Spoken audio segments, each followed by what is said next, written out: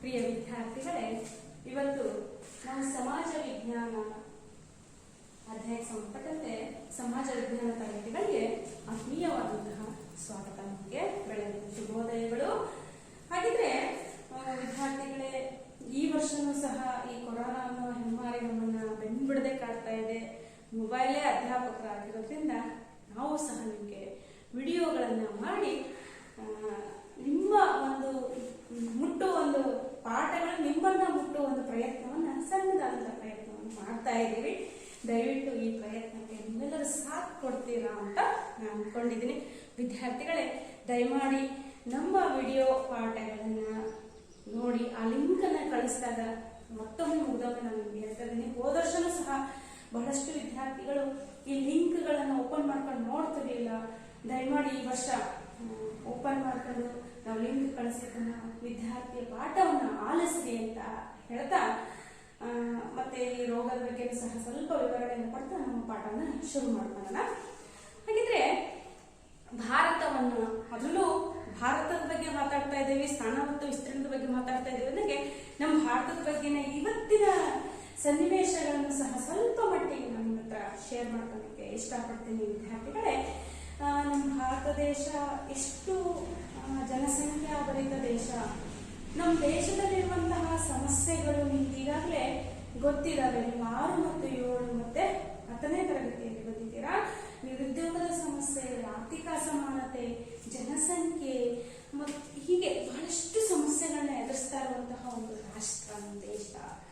ಆದರೂ ಸಹ ಇಡೀ ವಿಶ್ವದ ಮುಂಚೂಣಿಯಲ್ಲಿ ನಾವು ಕೂಡ ಹಾರ್ತಾ ಇದ್ದೇವೆ, ತಳುತ್ತಾ ಇದ್ದೇವೆ, ನೂಗ್ತಾ ಇದ್ದೇವೆ ಅಂತಾನೆ ಹೇಳ್ಬೋದು ಅನ್ನೋ ವಿದ್ಯಾರ್ಥಿಗಳೇ, ಹೌದಲ್ಲ? ಹಾಗಿದ್ರೆ ಭಾರತದ ಒಂದು ಸ್ಥಾನ ಎಲ್ಲಿ, ವಿಸ್ತೀರ್ಣ ಎಷ್ಟು, ಭಾರತ ಜಗತ್ತಿನಲ್ಲಿ ಹೇಗಿದೆ ಅನ್ನೋದ್ರ ಬಗ್ಗೆ ನಾವು ತಿಳಿತಾ ಹೋದಾಗ, ನೀವು 8ನೇ ತರಗತಿಯ ಭೂಮಿ ನಮ್ಮ ಜೀವಂತ ಗ್ರಹ ಅನ್ನೋ ಒಂದು ಅಧ್ಯಾಯ ನಿಮ್ಗೆ ನೆನಪಿಗೆ ಬರಬೇಕು.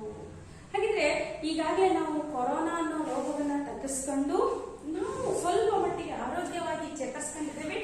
ಆದರೂ ಸಹ ಸಾಮಾಜಿಕ ಅಂತರವನ್ನು ಮರಿಬಾರ್ದು, ಮಾಸ್ಕ್ ಅನ್ನು ಮರಿಬಾರ್ದು, ಮತ್ತೆ ಸ್ಯಾನಿಟೈಸರ್ ಅನ್ನು ಯೂಸ್ ಮಾಡೋದನ್ನು ಸಹ ಮರಿಬಾರ್ದು. ದಯಮಾಡಿ ವಿದ್ಯಾರ್ಥಿಗಳೇ, ಕಡ್ಡಾಯವಾಗಿ ನಮ್ಮ ಆರೋಗ್ಯವನ್ನು ಕಾಪಾಡ್ತಾ ನಮ್ಮ ಶೈಕ್ಷಣಿಕ ಆರೋಗ್ಯವನ್ನು ಹೆಚ್ಚಿಸ್ಕೊಂಡು ನಾವು ಕೂಡ ಏನಾಗಿದ್ರೆ ಶೈಕ್ಷಣಿಕವಾಗಿ ವಂಚಿತರಾಗದೆ ಶಿಕ್ಷಣವನ್ನು ಪಡೆಯೋದ್ರಲ್ಲಿ ಸಾಕಾಗೋಣ ಅಂತ ನಾವಿಲ್ಲಿ ಹೇಳ್ತಾ ಇದ್ದೀವಿ. ಹಾಗಿದ್ರೆ ವಿದ್ಯಾರ್ಥಿಗಳೇ, ನಮ್ಮ ಭೂಗೋಳ ವಿಜ್ಞಾನ ವಿಭಾಗದಲ್ಲಿ ನಮ್ಮ 10ನೇ ತರಗತಿಯ ಮೊದಲನೇ ಅಧ್ಯಾಯ ಭಾರತದ ಸ್ಥಾನ ಮತ್ತು ವಿಸ್ತೀರ್ಣ. ಸ್ಥಾನದಲ್ಲಿ ನಮ್ದು ಎಲ್ಲಿದೆ ಸ್ಥಾನ? ನಮ್ಮ ಭಾರತದ ಸ್ಥಾನ ಅಂತ ಕೇಳಿದಾಗ ನಮ್ಮ ವಿದ್ಯಾರ್ಥಿಗಳು ಯಾವುದೋ ಒಂದು ದಶೆಯಲ್ಲಿ ಹೇಳ್ತಿರ್ಬೋದು, ಭಾರತ ಬಡ ರಾಷ್ಟ್ರ, ಜನಸಂಖ್ಯೆಯಲ್ಲಿ 2ನೇ ಸ್ಥಾನ. ನಾವು ಅದನ್ನ ಹೇಳ್ತೇವೆ, ಭೌಗೋಳಿಕವಾಗಿ ನಮ್ಮ ಭಾರತದ ಸ್ಥಾನ ಯಾವುದು ಅಂತ ಹೇಳ್ತಾ ಇದ್ದೀವಿ. ಎಷ್ಟು ದೊಡ್ಡದಿದೆ ನಮ್ಮ ಭಾರತ ದೇಶ. ನಮ್ಮ ಸುಲ್ಕಲ್ಬಿದ್ರೇನೆ ಇಷ್ಟಿದೆ ಅಲ್ಲ, ನಮ್ಮ ಶಾಲೆನೇ ಇಷ್ಟಿದೆ. ಹಾಗಾದ್ರೆ ನಮ್ಮ ಭಾರತ ಎಷ್ಟಿದೆ ಅನ್ನೋ ಒಂದು ಕ್ಯೂರಿಯಾಸಿಟಿ, ನಮ್ಮ ದೇಶ, ನಮ್ಮ ರಾಜ್ಯ, ಇದ್ರಗಳ ಬಗ್ಗೆ ನಾವು ಫಸ್ಟ್ ತಿಳ್ಕೋಬೇಕು. ಫಸ್ಟ್ ನಮ್ಮನೆ ನಾವು ಏನು ಅನ್ನೋದನ್ನ ಅರ್ಥ ಮಾಡ್ಕೊಂಡಾಗ ಮಾತ್ರ ನಮ್ಮ ಮತ್ತೊಬ್ಬರಲ್ಲಿನ ನ್ಯೂನತೆಗಳನ್ನ ಅಥವಾ ಮತ್ತೊಬ್ಬರಲ್ಲಿನ ಒಂದು ವಿಶೇಷವಾದ ಗುಣವನ್ನ ನಮ್ಮಲ್ಲಿ ಅಡಾಪ್ಟ್ ಮಾಡ್ಕೊಳಕ್ಕೆ ಸಾಧ್ಯ. ಇಲ್ಲ ಅಂದ್ರೆ ಏನ್ ಸಾಧ್ಯ ಇಲ್ಲ ಅಂದ್ರೆ ಯಾವುದೂ ಕೂಡ ಸಾಧ್ಯ ಆಗದಂತಹ ವಿಚಾರ. ಆತ್ಮೀಯ ವಿದ್ಯಾರ್ಥಿಗಳೇ, ಇವತ್ತು ಭಾರತದ ಸ್ಥಾನ ಮತ್ತು ವಿಸ್ತೀರ್ಣ ಪಾಠದಲ್ಲಿ ಭಾರತದ ಸ್ಥಾನವನ್ನು ನಾವು ನೋಡೋಣ.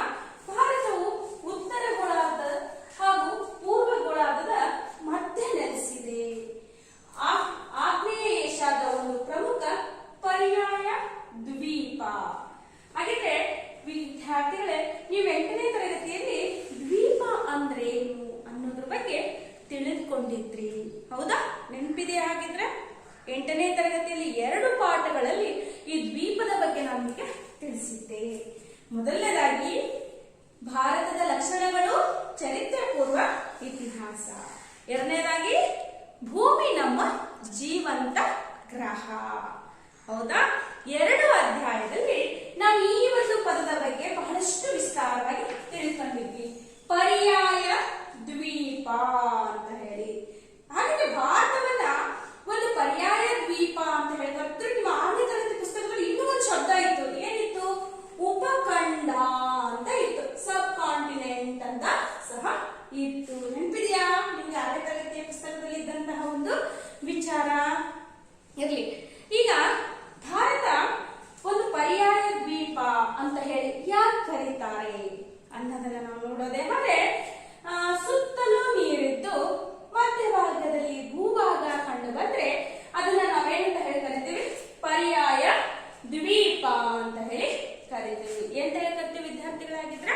ಪರ್ಯಾಯ ದ್ವೀಪ ಅಂತ ಹೇಳಿ ಕರೀತೀವಿ.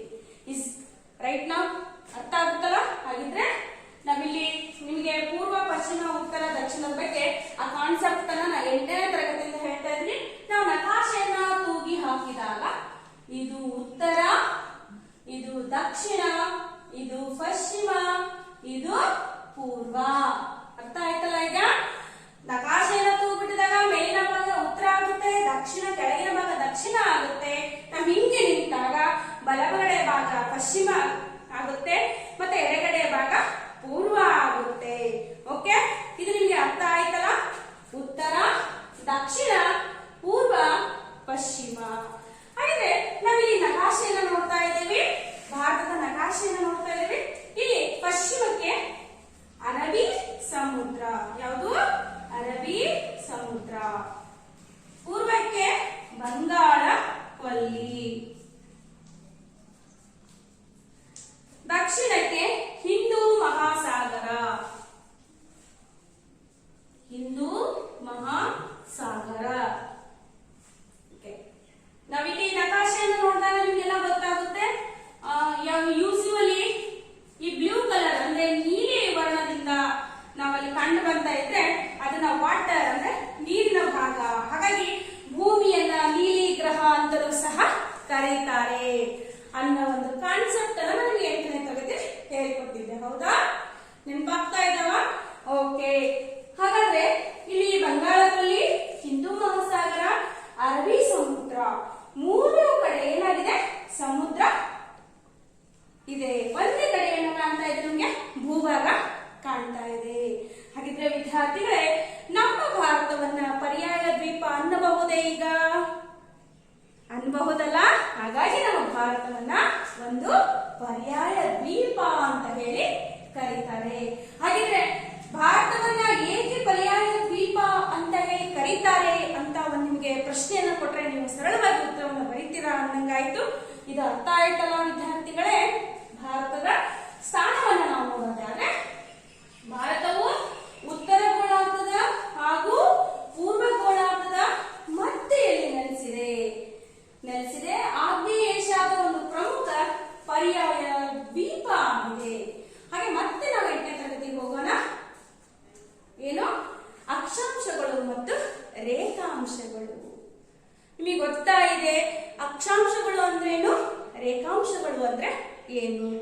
ಗೋಲದ ಮೇಲೆ ಕಾಲ್ಪನಿಕವಾಗಿ ಎಳೆದಿರುವಂತಹ ರೇಖೆಗಳೇ ಈ ಅಕ್ಷಾಂಶ ಮತ್ತು ರೇಖಾಂಶಗಳು. ಹೀಗೆ ಏನು ಉತ್ತರ ದಕ್ಷಿಣವಾಗಿ ಅಂದ್ರೆ ಬರೆದ್ರೆ ಆ ಒಂದು ರೇಖೆಗಳನ್ನ ಅಂತ ಕರೆದ್ವಿ ನಾವು ರೇಖಾಂಶಗಳು ಅಂತ ಹೇಳಿ ಕರೆದ್ವಿ.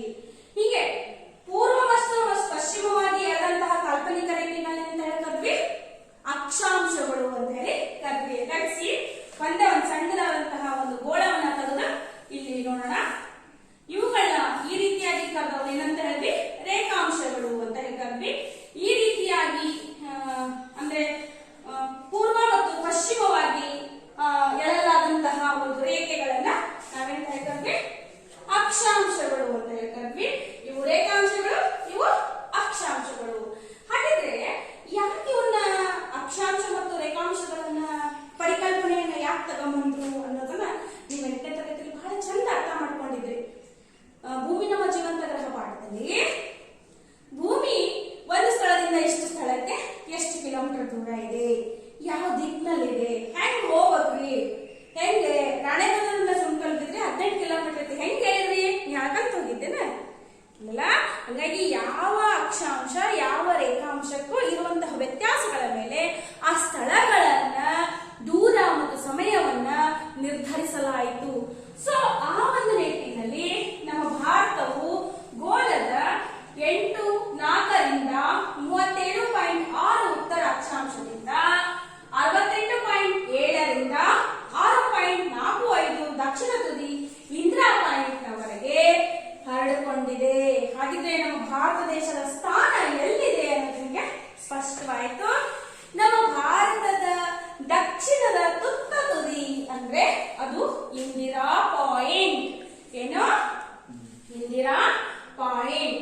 ಉತ್ತರದ ತುದಿ ಯಾವುದು ಅಂದ್ರೆ ಇಂದಿರಾ ಕೋಟ್.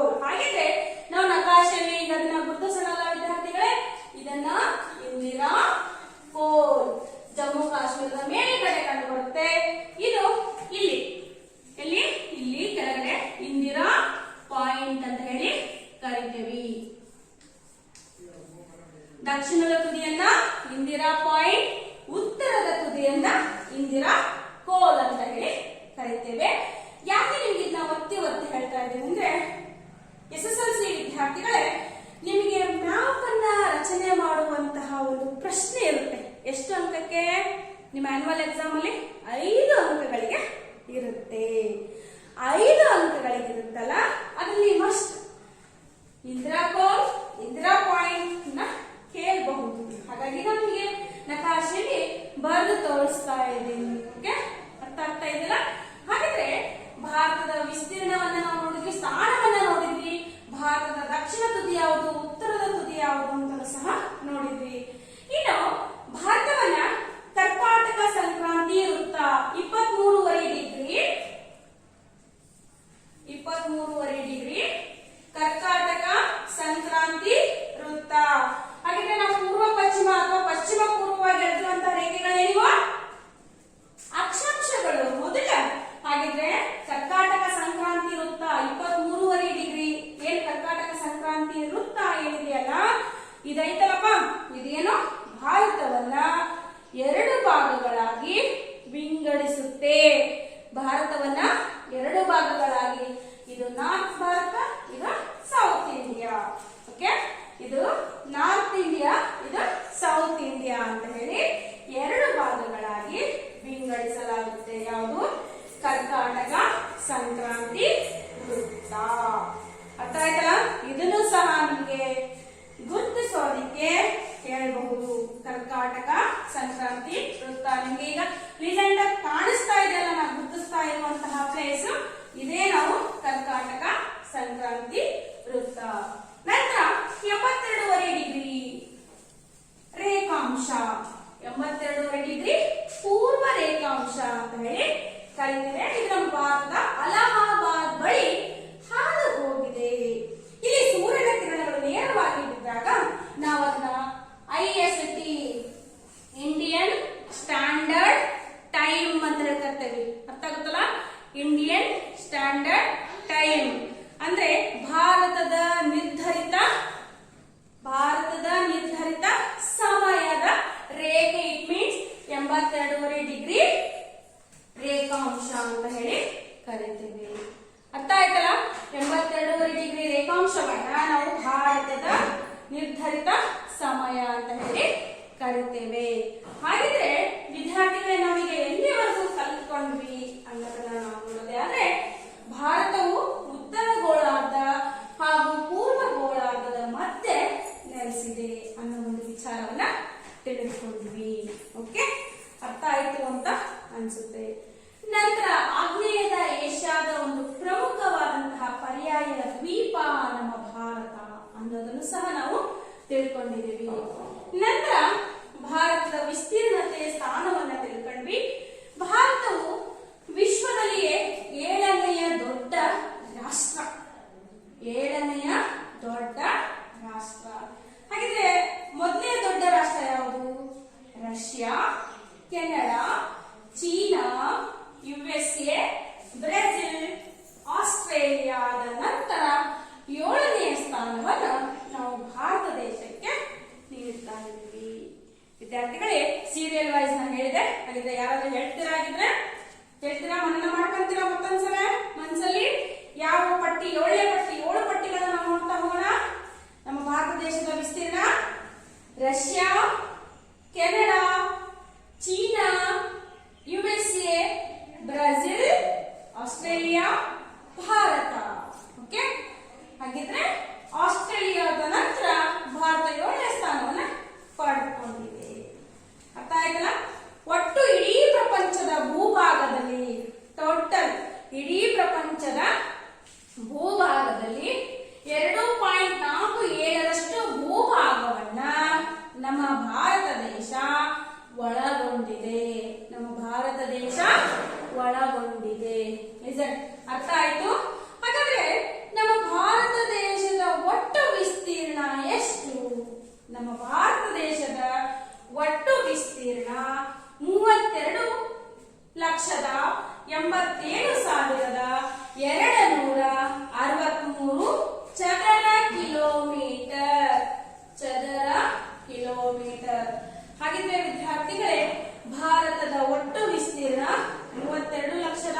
87,263 ಚದರ ಕಿಲೋಮೀಟರ್ಗಳು. ಎಷ್ಟು? 2,32,87,263 ಚದರ ಕಿಲೋಮೀಟರ್ಗಳು ಭಾರತದ ಒಟ್ಟು ವಿಸ್ತೀರ್ಣ. ಅರ್ಥ ಆಯ್ತಾಗಿದ್ರೆ ನಿಮಗೆ ಒಟ್ಟು ವಿಸ್ತೀರ್ಣ ಎಷ್ಟು ಅನ್ನೋದು ತಿಳಿಯಿತು. ಹಾಗಿದ್ರೆ ಭಾರತದ ವಿಸ್ತೀರ್ಣವನ್ನು ನೋಡಿದಾದ್ರೆ ಪ್ರಪಂಚದಲ್ಲಿ ಎಷ್ಟನೇ ಸ್ಥಾನ? 7ನೇ ಸ್ಥಾನ. 7ನೇ ದೊಡ್ಡ ರಾಷ್ಟ್ರ ನಮ್ಮ ಭಾರತ. ಆಯ್ತಾ? 7ನೇ ದೊಡ್ಡ ರಾಷ್ಟ್ರ ನಮ್ಮ Bharat. Bharat Russia, Canada, China, USA, Brazil, Australia, Bharat ಈ ರೀತಿಯಾಗಿ ನಾವು ಸೀರಿಯಲ್ ವೈಸ್ ಹೇಳ್ತಾ ಹೋಗ್ತೀವಿ. ಓಕೆ. ನಂತರ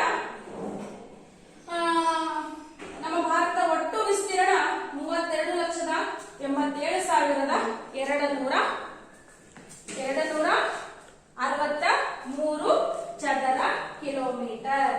ಹಾಗೆ ನಮ್ಮ ಭಾರತ ದೇಶ ಪೂರ್ವ ಪಶ್ಚಿಮವಾಗಿ 2,933 ಕಿಲೋಮೀಟರ್, ಉತ್ತರ ದಕ್ಷಿಣವಾಗಿ 3,214 ಕಿಲೋಮೀಟರ್ಗಳನ್ನ ಒಳಗೊಂಡಿದೆ. ಅರ್ಥ ಆಯ್ತೀಗ? ಭಾರತದ ವಿಸ್ತೀರ್ಣ ಗೊತ್ತಾಯ್ತು, ತಿಳಿತಲ್ಲ? ಹಾಗಿದ್ರೆ ನೆಕ್ಸ್ಟ್ ನಮ್ಮ ಭಾರತದ ಮೇರೆಗಳನ್ನ ನೋಡೋಣ.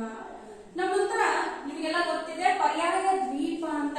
ಹಾಗೆ ಉಪಖಂಡ ಅನ್ನೋ ಒಂದು ಶಬ್ದವನ್ನು ಸಹ ನಾನು ನಿಮ್ಗೆ ಪ್ರಸ್ತಾಪವನ್ನ ಮಾಡಿದೆ. ಉಪಖಂಡ ಅಂದ್ರೆ ವಿವಿಧ ರೀತಿಯ ಮೇಲ್ಮೈ ಲಕ್ಷಣ, ವಿವಿಧ ರೀತಿಯ ಜಾತಿ, ಜನಾಂಗ, ಭಾಷೆಯನ್ನಾಡುವ, ವಿವಿಧತೆಯಲ್ಲಿ ಏಕತೆಯನ್ನ ಸಾಧಿಸಿದಂತಹ ಏಕೈಕ ರಾಷ್ಟ್ರ ನಮ್ಮ ಭಾರತ. Is a wonderful. ಅದಕ್ಕೆ ಇದೊಂದು ಉಪಖಂಡ ಇದ್ದಂಗೆ. ಇದಕ್ಕೆ ಯಾರು ಸಮ ಇಲ್ರಿ, ನಾವೇ ಒಂಥರ ಖಂಡ ಇದ್ದಂಗೆ. ನಾವು ಏಷ್ಯಾ ಖಂಡದಾಗ ಇದ್ರೂ ಸಹ ನಮ್ದೇ ಒಂಥರ ಸ್ಪೆಷಲ್. ನಾವು ಇಷ್ಟೊಂದು ಭಾಷೆ, ಇಷ್ಟೊಂದು ಜಾತಿ, ಇಷ್ಟೊಂದು ಜನಾಂಗ, ಇಷ್ಟೊಂದು ಧರ್ಮ, ಇಷ್ಟೊಂದು ಸಂಸ್ಕೃತಿ, ಇಷ್ಟೊಂದು ಆಚರಣೆ, ಇಷ್ಟೊಂದು ವಿಚಾರಗಳನ್ನು ಒಳಗೊಂಡಿದ್ರು ನಾವೆಲ್ಲರೂ ಭಾರತೀಯರು ಅನ್ನೋ ಒಂದು ಹೆಮ್ಮೆ ಇದೆ ಅಲ್ವಾ? ನೀನು ಯಾವ ರಾಷ್ಟ್ರೀಯತೆ ಅಂತ ಹೇಳಿದಾಗ ಪ್ರತಿಯೊಬ್ಬನ ಒಂದು 125 ಕೋಟಿ ಜನರಲ್ಲೂ ಕೂಡ ನಾನೊಬ್ಬ ಭಾರತೀಯ. ಇದಕ್ಕೆಲ್ಲ ಕಾರಣ ಇಷ್ಟೊಂದು ವಿವಿಧತೆಯನ್ನು, ಏಕತೆಯನ್ನು ಸಾಧಿಸಿರುವಂತಹ ರಾಷ್ಟ್ರ ನಮ್ಮ ರಾಷ್ಟ್ರ. ಹೆಮ್ಮೆ ಇರಬೇಕು ನಮ್ಮ ರಾಷ್ಟ್ರದ ಬಗ್ಗೆ. ನೀವು ಯಾವುದೇ ರಾಷ್ಟ್ರದ ಬಗ್ಗೆ ಓದ್ತಾ ಹೋದ್ರೂ ಈ ಒಂದು ಪೂರ್ವಾಪರದ ಇತಿಹಾಸಗಳಾಗಿರ್ಬೋದು ನೋಡಿ. ನಮ್ಮ ಭಾರತ ಎಷ್ಟು ಅಂದ್ರೆ, ಒಂದು ವಿಚಾರವನ್ನ ಹೇಳೋದಾದ್ರೆ ಭಾರತ ದೇಶ ಹೆಂಗಪ್ಪ ಅಂದ್ರೆ ಪುಣ್ಯ ಭೂಮಿ ಇದು. ಏನಪ್ಪಾ ಅಂದ್ರೆ ಕೌರವ ಪಾಂಡವರಂತಹ ಮಹಾನಜರು, ಋಷಿವರ್ಯರು ಬಾಳಿ ಬದುಕಿದಂತಹ ಒಂದು ಹೆಮ್ಮೆಯ ದೇಶ ನಮ್ಮ ಭಾರತ ದೇಶ. ಹೆಮ್ಮೆ ಅನ್ಸುತ್ತಲ್ಲ ನಮ್ಮ ದೇಶದ ಬಗ್ಗೆ ನಮಗೆ? ನಿಜಕ್ಕೂ ಐ ಆಮ್ ಪ್ರೌಡ್ ಆಫ್ ನಮ್ಮ ದೇಶ, ನಮ್ಮ ನೆಲ, ನಮ್ಮ ಜಲ ಅಂದ್ರೆ ನಮ್ಮ ಹೃದಯವನ್ನೇ ಎತ್ತಿ ಬರ್ತದೆ ಅನ್ನೋ ಅಷ್ಟು ಖುಷಿ ನಮ್ಗೆ ತರುತ್ತೆ ಅಲ್ವಾ ವಿದ್ಯಾರ್ಥಿಗಳೇ? ನಾವು ಕೂಡ ಹೆಮ್ಮೆಯಿಂದ ಭಾರತೀಯ, ಜೈ ಭಾರತ್ ಮಾತೆ ಅಂತ ಹೇಳಬಹುದಲ್ಲ ಅಲ್ಲ? ಹಾಗಿದ್ರೆ ಈ ನೋಡ್ರಿ, ನಾವು ಕೊರೋನಾದಂತಹ ರೋಗವನ್ನ ಬೇರೆ ಎಷ್ಟು ರಾಷ್ಟ್ರಗಳ ಸೋಲನ್ನು ಅನುಭವಿಸಿದ್ವು, ಅದನ್ನ ಹಿಂದಡಿಯಲ್ಲಿ. ಆದ್ರೆ ನಮ್ಮ ದೇಶ ಎಷ್ಟು ಜನ ಸತ್ರು, ಎಷ್ಟು ಜನ ಆದ್ರೆ ಜನರನ್ನ ಕಾಪಾಡುವಲ್ಲಿ ಯಾಕೆ ಅಂತ ಶಕ್ತಿ ನಮ್ಮ ಭಾರತೀಯರಲ್ಲಿ ಅಂದ್ರೆ ನಮ್ಮಲ್ಲಿ ದೈವ ಶಕ್ತಿ ಉಂಟ್ರಿ. ನಮ್ಮಲ್ಲಿ ಜ್ಞಾನ ವಿಜ್ಞಾನಕ್ಕಿಂತ ದೈವದ ಶಕ್ತಿ ನಮ್ಮ ದೇಶದಲ್ಲಿದೆ ಅಂತ ನಾವು ಹೇಳ್ಬಹುದು. ನಮ್ಮ ನೆರೆಹೊರೆಯ ರಾಷ್ಟ್ರಗಳ ಪರಿಚಯವನ್ನು ಮಾಡ್ಕೊಳ್ಳೋಣ ವಿದ್ಯಾರ್ಥಿಗಳೇ. ನಮ್ಮ ದೇಶ 2 ರೀತಿಯ ಮೇರೆಗಳನ್ನ ಒಳಗೊಂಡಿದೆ. ದಕ್ಷಿಣದಲ್ಲಿ ಅರಬ್ಬಿ ಸಮುದ್ರ, ಪಶ್ಚಿಮ ಭಾಗದಲ್ಲಿ, ಪೂರ್ವದಲ್ಲಿ ಬಂಗಾಳ ಕೊಲ್ಲಿ, ದಕ್ಷಿಣದಲ್ಲಿ ಹಿಂದೂ ಮಹಾಸಾಗರ. ದಕ್ಷಿಣದಲ್ಲಿ ಹಿಂದೂ ಮಹಾಸಾಗರ ಈ ಮೂರನ್ನ ಒಳಗೊಂಡಿದ್ರಿಂದ ನಮ್ಮ ಭಾರತ ದೇಶ ಭೂ ಮೇರೆ ಮತ್ತು ಜಲ ಮೇರೆ ಎರಡನ್ನೂ ಸಹ ಒಳಗೊಂಡಿದೆ. ಹಾಗಿದ್ರೆ ಭೂ ಮೇರೆ 15,200 ಕಿಲೋಮೀಟರ್ ಒಳಗೊಂಡಿದ್ರೆ, ಜಲ ಮೇರೆ 6,100 ಕಿಲೋಮೀಟರ್ನಷ್ಟು ದೂರವನ್ನ, ವ್ಯಾಪ್ತಿಯನ್ನ ಜಲ ಮೇರೆಯನ್ನ ಒಳಗೊಂಡಿದೆ. ಹಾಗಿದ್ರೆ ಭೂ ಮೇರೆ ಎಷ್ಟಿದೆ, ಜಲ ಮೇರೆ ಎಷ್ಟಿದೆ ಅಂತ ನಮ್ಗೆ ಗೊತ್ತಾಯ್ತು ಅಂತ ಅನ್ಸುತ್ತೆ. ಭೂ ಮೇರೆ ಮತ್ತು ಜಲ ಮೇರೆ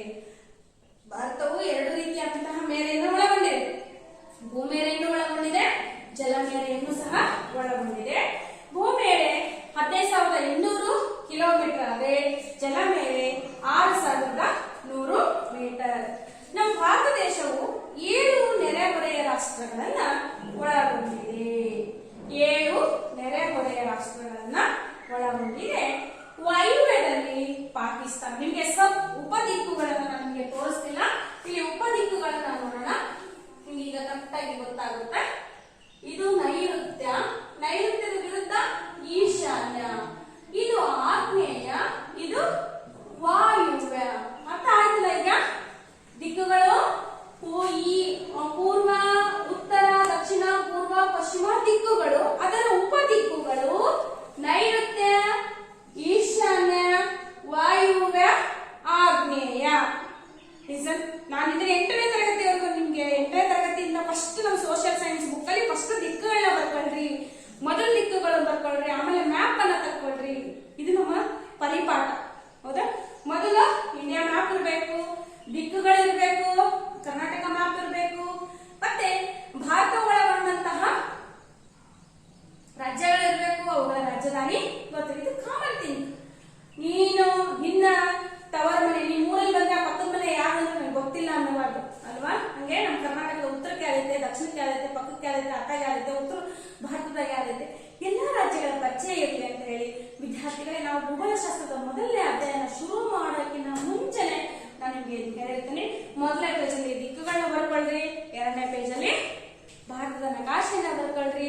ಭಾರತದ ನಕಾಶೆನ ಬರೆದ ಮೇಲೆ ಎಲ್ಲಾ ರಾಜ್ಯಗಳನ್ನ ಗುರುತಿಸ್ಕೊಳ್ರಿ, ಎಲ್ಲಾ ರಾಜ್ಯಗಳ ರಾಜಧಾನಿಗಳನ್ನ ಹೆಸರಿಸ್ಕೊಳ್ರಿ. ಅದರ ನಂತರ ಕೇಂದ್ರಾಡಳಿತ ಪ್ರದೇಶಗಳ ಹೆಸರನ್ನು ಸಹ ಗುರುತಿಸ್ಕೊಳ್ರಿ, ಅವುಗಳ ರಾಜಧಾನಿಯನ್ನು ಸಹ ಗುರುತಿಸ್ಕೊಳ್ರಿ. ಈಗಾಗಲೇ ಇಷ್ಟು ವರ್ಷ ಎಲ್ಲಾ ಮಕ್ಕಳು ಅದನ್ನ ಪರಿಪಾಲನೆ ಮಾಡಿದ್ರು. ಹೋದ ವರ್ಷ ಈ ವರ್ಷ ಮಕ್ಕಳ ಏನ್ ಮಾಡಿದ್ರು ಅನ್ನೋದು ಇನ್ನೂ ಗೊತ್ತಿಲ್ಲದ ವಿಚಾರ. ದಯವಿಟ್ಟು ಈ ವಿಡಿಯೋವನ್ನ ನೋಡ್ತಾ ಇದ್ರೆ, ಈ ವಿಡಿಯೋವನ್ನ ಕೇಳಿಸ್ಕೊಂತ ಇದ್ರೆ ಮಕ್ಕಳೇ, ನೀವು ಬರೀತೀರಾ ಅನ್ನೋ ಒಂದು ಅದಮ್ಯ ಧೈರ್ಯದಿಂದ ನಾನು ಇದನ್ನ ಹೇಳ್ತಾ ಇದ್ದೀನಿ. ಓಕೆ, ಅರ್ಥ ಆಗ್ತಾ ಇದೆಯಾ ಹಾಗಿದ್ರೆ ನಮಗೆ ದಿಕ್ಕುಗಳು?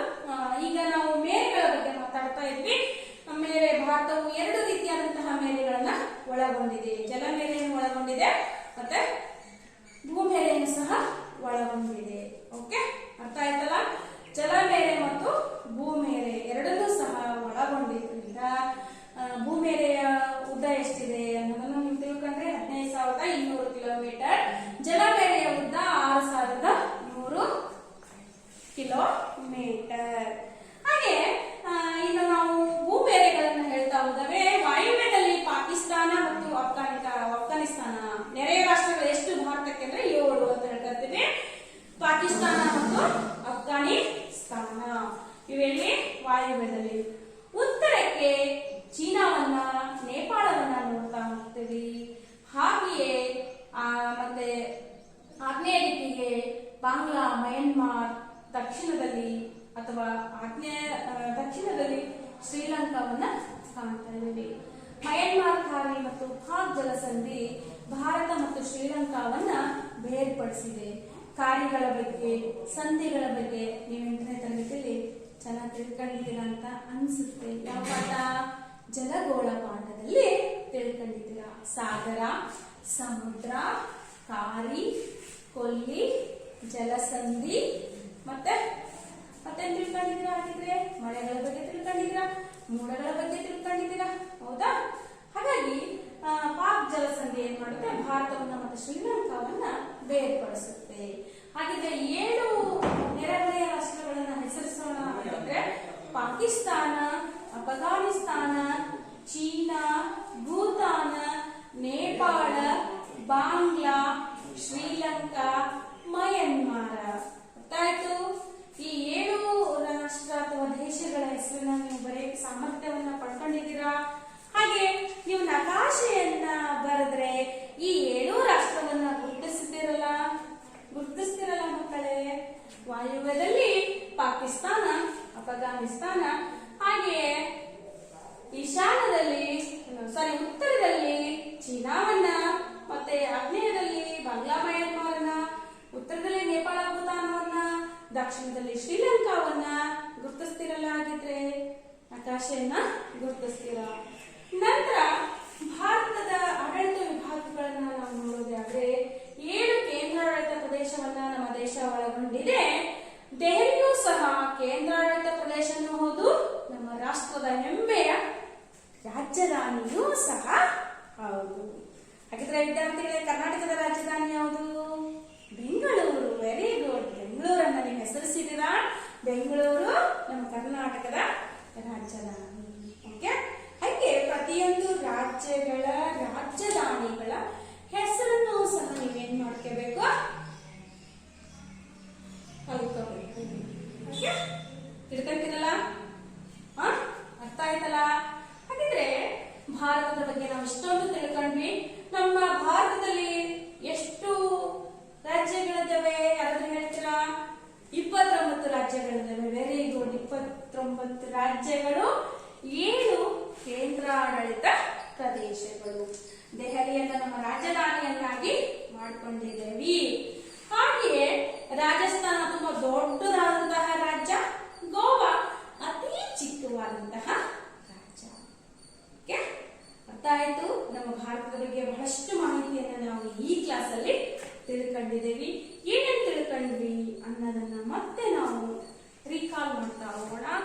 ಭಾರತದ ವಿಸ್ತೀರ್ಣವನ್ನ ತಿಳ್ಕೊಂಡ್ವಿ, ಭಾರತದ ಸ್ಥಾನವನ್ನ ತಿಳ್ಕೊಂಡ್ವಿ, ಭಾರತವು ಏಷ್ಯಾ ಖಂಡದ ಯಾವ ಭಾಗದಲ್ಲಿ ಐತಿ ಅನ್ನೋದನ್ನ ತಿಳ್ಕೊಂಡ್ವಿ, ಭಾರತದ ನಕಾಶೆಯನ್ನ ನಾವು ನೋಡಿದ್ವಿ, ಅದರಲ್ಲಿ ಬರುವಂತಹ ಸಮುದ್ರಗಳನ್ನ ಗುರುತಿಸ್ಕೊಂಡ್ವಿ, ಹಾಗೆಯೇ ಪೂರ್ವ, ಪಶ್ಚಿಮ, ಉತ್ತರ, ದಕ್ಷಿಣ ಎಲ್ಲವನ್ನ ತಿಳ್ಕೊಂಡ್ವಿ. ಲಿಸೆಂಟರ್ ಅರ್ಥ ಆಯ್ತು ಅಂತ ಅನಿಸುತ್ತೆ. ಅನಿಸ್ತತಾ ನಿಮ್ಗೆ ಇದು ಪಾಠ ಅರ್ಥ ಆಯ್ತು ಅಂತ ಅನ್ಸುತ್ತೆ? ಹಾಗಿದ್ರೆ ನಿಮ್ಮ ಟೆಕ್ಸ್ಟ್ ಬುಕ್ ಅನ್ನ ನಾವು ಈಗ ಒಂದು ಸರಿ ನೋಡ್ತಾ ಹೋಗೋಣ ವಿದ್ಯಾರ್ಥಿಗಳೇ. ಇಲ್ಲಿ ಟೆಕ್ಸ್ಟ್ ಬುಕ್ ಅಲ್ಲಿ ನಿಮ್ಗೆ ಫಸ್ಟ್ ಮ್ಯಾಪ್ ಅನ್ನ ತೋರಿಸಿದ್ದಾರೆ. ಕಾಣ್ತಾ ಇದೆಯಲ್ಲ ನಿಮ್ಗೆ? ಈ ಮ್ಯಾಪ್ ಕಾಣಿಸ್ತಾ ಇದೆಯಲ್ಲ? ಓಕೆ, ಕಾಣಿಸ್ತಾ ಇದೆ ನಿಮಗೆ. ಈ ಮ್ಯಾಪ್ ಅಲ್ಲಿ ನಿಮ್ಗೆ ಇಲ್ಲಿ ಕೊಟ್ಟಿದ್ದಾನೆ.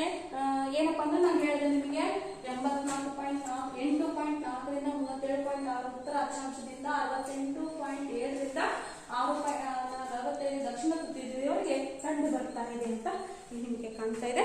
ಈ ನಕಾಶವನ್ನ ನೀವು ಸರಿಯಾಗಿ ಗಮನವಿಟ್ಟು ನೋಡಿದ್ರೆ ನಿಮಗೆ ಕರ್ಕಾಟಕ ಸಂಕ್ರಾಂತಿ ವೃತ್ತ 23.5 ಡಿಗ್ರಿ ಇರೋದು ಗೊತ್ತಾಗುತ್ತೆ. ಹಾಗೆಯೇ ಪೂರ್ವ ರೇಖಾಂಶ 82.5 ಡಿಗ್ರಿ ಇರೋದು ನಿಮಗೆ ಗೊತ್ತಾಗುತ್ತೆ. ಸೆಂಟರ್ ಇದು ಅರ್ಥ ಆಗ್ತಾ ಇದೆ. ಇದು ಕನ್ಯಾಕುಮಾರಿ ಅಂತ ಗೊತ್ತದೆ. ಇದು ಇಲ್ಲಿ ಕಾಣಿಸ್ತಾ ಇದೆಯಲ್ಲ ನಿಮ್ಗೆ? ಇದು ಕಾಣಿಸ್ತಾ ಇದೆಯಲ್ಲ? ಇಲ್ಲಿ ನಾನು ಬೆರಳಿಟ್ಟಿರುವಂತಹ ಜಾಗ ಕಾಣಿಸ್ತಾ ಇದೆಯಲ್ಲ? ಇದು ಇಂದಿರಾ ಪಾಯಿಂಟ್ ಅನ್ನೋದು ಸಹ ನಿಮ್ಗೆ ಗೊತ್ತಾಗಬೇಕು. ಹಾಗೆ ಇಲ್ಲಿ ಕಾಣಿಸ್ತಾ ಇದೆ ನೋಡಿ ವಿದ್ಯಾರ್ಥಿಗಳೇ, ಈ ಭಾಗದಲ್ಲಿ ನಾವು ಇಲ್ಲಿ ಗುರುತಿಸ್ಬೇಕು. ಇಂದಿರಾ ಕೋಲ್, ಇಂದಿರಾ ಕೋಲ್ ಈ ಭಾಗ ಅರ್ಥ ಆಗ್ತಾ ಇದೆಯಲ್ಲ? ಈ ಇಂದಿರಾ ಕೋಲ್ ಅನ್ನು ನಾವು ಕಾಣಿಸ್ತಾ ಇದೆಯಲ್ಲ, ಇದು ಉತ್ತರದ ಭಾಗ. ಅರ್ಥ ಆಯ್ತು? ತಿಳಿತಾ ಇದೆಯಲ್ಲ ನಿಮಗೆ? ಓಕೆ, ನೆಕ್ಸ್ಟ್ ಪೇಜ್ ಅಲ್ಲಿ ಬರುವಂತಹ ಒಂದು ಚಿತ್ರ, ಭಾರತದ ನಕಾಶೆಯನ್ನು ಗಮನಿಸ್ತಾ ಇದ್ದೀವಿ ವಿದ್ಯಾರ್ಥಿಗಳೇ. ಭಾರತ ಮತ್ತು ಆಡಳಿತದ ವಿಭಾಗಗಳು ಅನ್ನೋ ಒಂದು ನಕಾಶೆಯಲ್ಲಿ ಕಾಣಿಸ್ತಾ ಇದೆಯಲ್ಲ? ತಿಳಿತಾ ಇದೆಯಲ್ಲ? ನೋಡ್ತಾ ಇದ್ದೀರಾ? ಓಕೆ, ಇಲ್ಲಿ ಜಮ್ಮು ಕಾಶ್ಮೀರದಿಂದ ಹಿಡಿದು ಕೇರಳ, ತಮಿಳುನಾಡು ಅಲ್ಲಿಯವರೆಗೂ ನಾವು ಇಲ್ಲಿ ಉತ್ತರ ದಕ್ಷಿಣವಾಗಿ ರಾಜ್ಯಗಳನ್ನು ನೋಡಬಹುದು.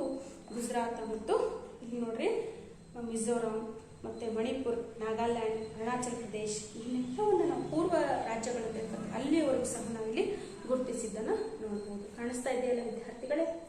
ಕಾಣಿಸ್ತಾ ಇದೆಯಾ ನಿಮಗೆ? ಓಕೆ, ಹಾಗೆ ನಿಮ್ಗೆ ವಿಶೇಷತೆ ಏನಪ್ಪಾ ಅಂದ್ರೆ ನಿಮ್ಮ ಒಂದು ಟೆಕ್ಸ್ಟ್ ಬುಕ್ ಅಲ್ಲಿ ಏನ್ ಮಾಡಿದ್ದಾರೆ, ಪ್ರತಿಯೊಂದು ರಾಜ್ಯದ ಹೆಸರನ್ನು ಕೊಟ್ಟು ಅದ್ರ ಜೊತೆಗೆ ಕ್ಯಾಪಿಟಲ್ ಸಿಟಿಗಳ ಹೆಸರನ್ನು ಸಹ ಹೆಸರಿಸಿದ್ದಾನೆ. ಹೌದು, ರಾಜಧಾನಿಗಳನ್ನು ಸಹ ಹೆಸರಿಸಿದ್ದಾನೆ.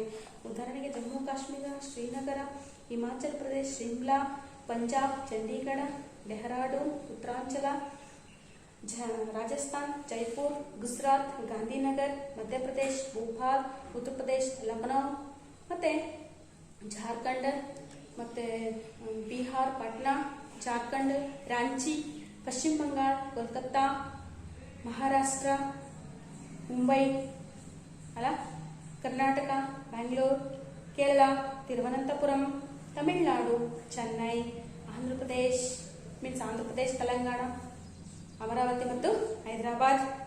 ಕಾಣಿಸ್ತಾ ಇದೆಯಲ್ಲ ನಮ್ಮ ವಿದ್ಯಾರ್ಥಿಗಳು? ಕಾಣಿಸ್ತಾ ಇದೆಯಾ? ಈ ನಕಾಶೆಯನ್ನ ಸ್ಪಷ್ಟವಾಗಿ ನೋಡ್ತಾ ಹೋಗ್ರಿ. ಓಕೆ, ಕಾಣಿಸ್ತಾ ಇದೆಯಾ? ಈ ಒಂದು ವಿಡಿಯೋ ಇದು ಕಾಣಿಸ್ತಾ ಇದೆಯಲ್ಲ ನಕಾಶೆ? ಓಕೆ, ಆ ನಕಾಶೆನ ಗಮನಿಸಿದಾಗ ನಿಮಗೆ ಅರ್ಥ ಆಗ್ತಾ ಇದೆಯಾ? ಕೇಂದ್ರಾಡಳಿತ ಈ ಪ್ರದೇಶಗಳನ್ನ ನೀವು ನೋಡಿದ್ರೆ ಗುರುತಿಸ್ಕೊಂತಿದ್ದಾರೆ. ಓಕೆ, ಇದ್ರ ಬಗ್ಗೆ ನಾವು ಹೆಚ್ಚು ಮಾತಾಡೋದು ಬೇಡ. ನೀವು ಕೂಡ ನಿಮ್ಮ ಕ್ಲಾಸ್ ವರ್ಕ್ ಮತ್ತು ಹೋಮ್ವರ್ಕ್ ಅಲ್ಲಿ 2 ಮ್ಯಾಪ್ಗಳನ್ನ ತೆಗೆದುಕೊಡ್ರಿ. ಇನ್ನು ನಿಮಗಿದು ತಿಳಿದಿದೆಯೇ? ವಿಶೇಷವಾಗಿ ಕೊಟ್ಟಿದ್ದಾರೆ ಇಲ್ಲಿ ನೋಡ್ರಿ. ರ್ಯಾಡ್ಕ್ಲಿಫ್ ರೇಖೆ ಭಾರತ ಮತ್ತು ಪಾಕಿಸ್ತಾನಗಳ ಗಡಿ ರೇಖೆ. ರ್ಯಾಡ್ಕ್ಲಿಫ್ ರೇಖೆ ಭಾರತ ಮತ್ತು ಪಾಕಿಸ್ತಾನಗಳ ಗಡಿ ರೇಖೆ. ಭಾರತ ಮತ್ತು ಪಾಕಿಸ್ತಾನವನ್ನ ಗುರುತಿಸಕ್ಕೆ ಒಂದು ಏನ್ ಹಾಕಿದ್ದಾರೆ, ಒಂದು ರೇಖೆಯನ್ನ ಗುರುತಿಸ್ಕೊಂಡಿದ್ದಾರೆ. ಅದನ್ನ ಏನ್ ಹೇಳಿದ್ವಿ? ರ್ಯಾಡ್ಕ್ಲಿಫ್ ಅಂತ ಹೇಳಿ ಕರೆದ್ವಿ. ಭಾರತ ಮತ್ತು ಅಫ್ಘಾನಿಸ್ತಾನಗಳ ಗಡಿ ರೇಖೆ ಯಾವುದು? ಅಫ್ಘಾನಿಸ್ತಾನ ಮತ್ತು ಭಾರತದ ಗಡಿ ರೇಖೆ ಯಾವುದು? ಡ್ಯೂರ್ಯಾಂಡ್. ಡ್ಯೂರ್ಯಾಂಡ್ ಯಾವುದು? ಡ್ಯೂರ್ಯಾಂಡ್. ಮ್ಯಾಕ್ಮೋಹನ್ ರೇಖೆ ಭಾರತ ಮತ್ತು ಚೀನಾಗಳ ಗಡಿ ರೇಖೆ. ಈ ಪ್ರಶ್ನೆ ನಿಮಗೆ ಈಗ ಬರಲಿಲ್ಲ ಅಂದ್ರೂ ಚಿಂತೆ ಇಲ್ಲ ವಿದ್ಯಾರ್ಥಿಗಳೇ. ನಾಳೆ ನೀವು ಕಾಂಪಿಟೇಟಿವ್ ಎಕ್ಸಾಮ್ ಸ್ಪರ್ಧಾತ್ಮಕ ಪರೀಕ್ಷೆಗಳನ್ನ ಬರೀತೀರಾ, ಅವಾಗ ಈ ಪ್ರಶ್ನೆಗಳು ತುಂಬಾನೇ ಇಂಪಾರ್ಟೆಂಟ್ ಆಗಿರ್ತವೆ. ಹಾಗಾಗಿ ಈ 3 ಗಡಿ ರೇಖೆಗಳನ್ನ ನೀವು ನೆನ್ಪಿಟ್ಕೋಬೇಕು. Radcliffe, Durand, McMahon. ನೆನ್ಪಿಟ್ಕೊಂತಿರಲ್ಲ ಹಾಗಿದ್ರೆ ವಿದ್ಯಾರ್ಥಿಗಳೇ ನೀವು? ಓಕೆ, ಹಾಗಿದ್ರೆ ಈ ಪಾಠ ಇಲ್ಲಿಗೆ ಮುಕ್ತಾಯ ಆಗುತ್ತೆ. ಈ ಪಾಠದ ಅಭ್ಯಾಸಗಳನ್ನ ನಾವು ಈಗ ಚರ್ಚಿಸೋಣ. ಬಿಟ್ಟಿರುವ ಸ್ಥಳಗಳನ್ನ ಸೂಕ್ತ ಪದಗಳಿಂದ ಭರ್ತಿ ಮಾಡಿರಿ. ಭಾರತದ ಒಟ್ಟು ವಿಸ್ತೀರ್ಣ ಡ್ಯಾಶ್ ಚದರ ಕಿಲೋಮೀಟರ್ ಆಗಿದೆ. ಯಾರು ಹೇಳ್ತೀರಾ? 32,87,263 ಚದರ ಕಿಲೋಮೀಟರ್. Very good. ಓಕೆ, ಬರ್ಕಂತಿರಲ್ಲ. ಭಾರತದ ಆಗ್ನೇಯದ ಭಾಗದಲ್ಲಿ ಡ್ಯಾಶ್ ದೇಶವಿದೆ. ಆಗ್ನೇಯ ಭಾಗದಲ್ಲಿ ಯಾವ ದೇಶ ಇದೆ ಅನ್ನೋದನ್ನ ಬರೀಬೇಕು. ಯಾರು ಹೇಳ್ತೀರಾ?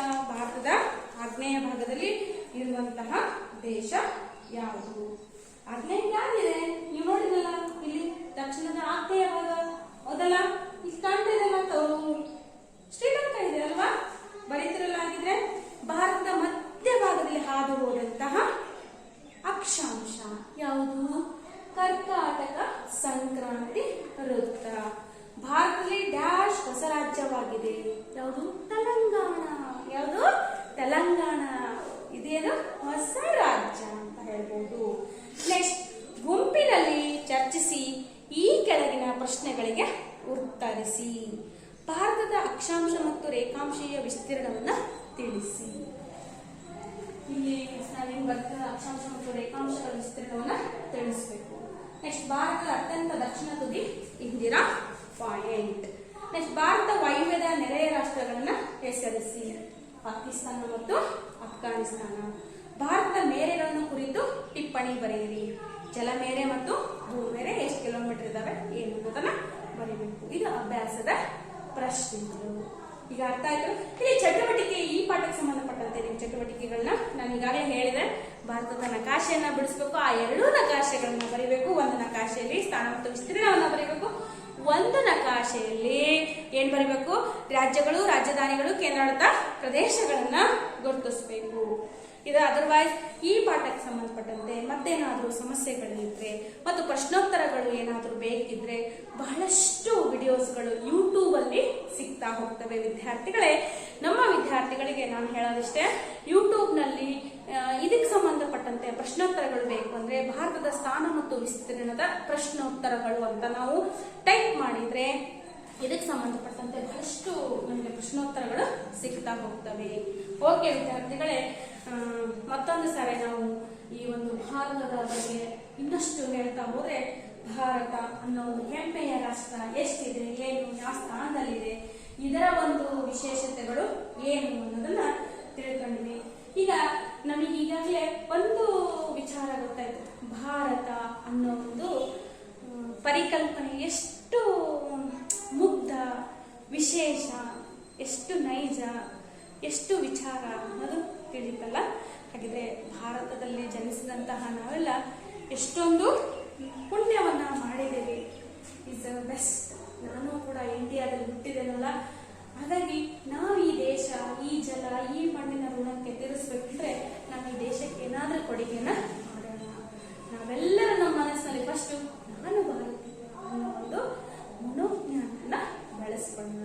ವಿದ್ಯಾರ್ಥಿಗಳೇ, ಈ ಪಾಠ ಅದರಂತೆ 2 ಮ್ಯಾಪ್ಗಳನ್ನು ನೀವು ರಚಿಸಬೇಕು. ಪ್ರಶ್ನೋತ್ತರಗಳನ್ನ ನಾನು ನಿಮಗೆ ತಿಳಿಸಿದ್ದೇನೆ, ಪಾಠವನ್ನ ವಿಸ್ತಾರವಾಗಿ ನಿಮಗೆ ತಿಳಿಸ್ಕೊಟ್ಟಿದ್ದೇನೆ.